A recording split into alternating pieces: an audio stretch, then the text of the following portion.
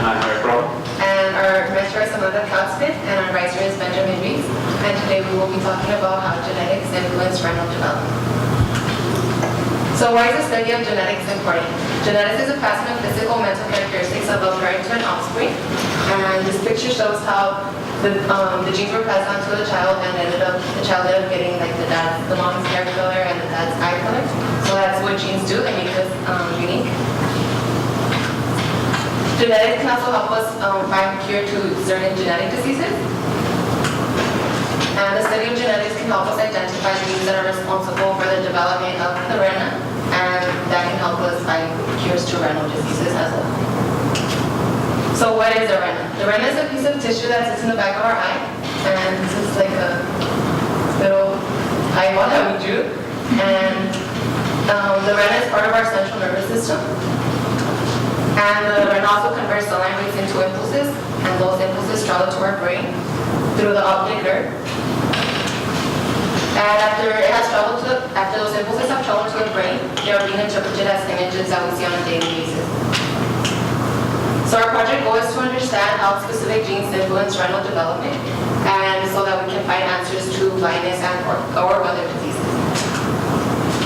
So to conduct our research, we used mice as a subject to develop our experiment, and we used a normal mouse, and we used the eyes. It's actually one of the eyes that we dissected, and it's in comparison, like on a scale to a penny, how tiny the eye is.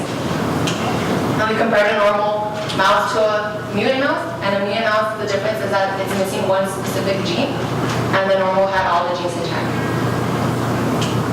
So this leads to our big question. Does the missing gene influence the number of cells in the mutant retina compared to a normal retina? And to answer this big question, we had to dissect the retina, we had to cut the retina into very small cross sections, we did antibody staining, and we did quantification, and Eric will tell you guys more about it. And I'll be showing you what we have been doing here for the past 2 weeks in the biology lab.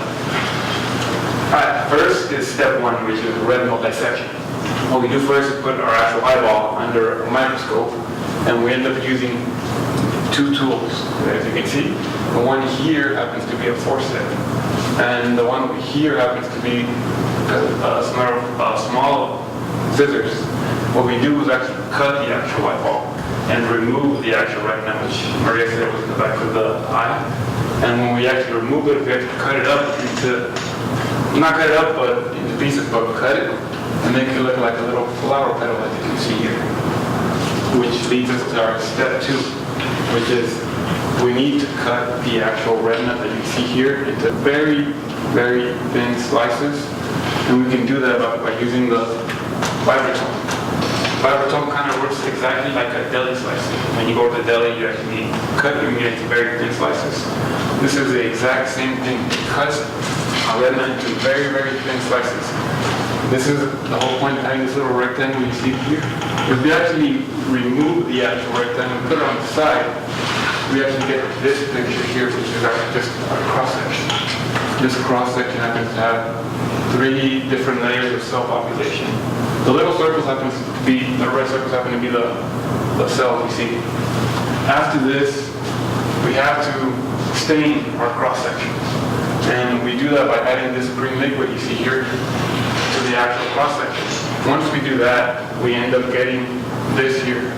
And we get the green antibody cells. Pretty much it's cells covered with antibodies. And as you can see here, that's what they are. And after that, we have to quantify what we got. So what we used here for the past 2 weeks, like Maria said, we ended up using a normal mouse and a mutant mouse. The normal mouse happened to have every gene intact, whereas the mutant mouse was missing a gene. And we were able to quantify all this by the steps I just said. We were able to cut the actual eyeball, remove the retina, stain the retina, and cut into thin slices, stain the retina, and we were able to, and after we actually cut it into thin slices and add the antibodies, we put them under a fluorescent microscope, and it gives us this type of image you see here. The green circles you see on the actual images happen to be the cells covered with antibodies. And as you can see that the normal mouse actually had much gain from our cells than the actual mutant mouse.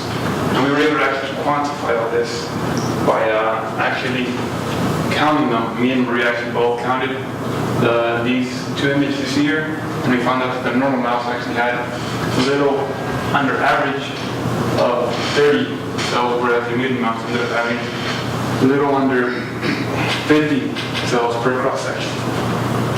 Now, our conclusion is pretty simple.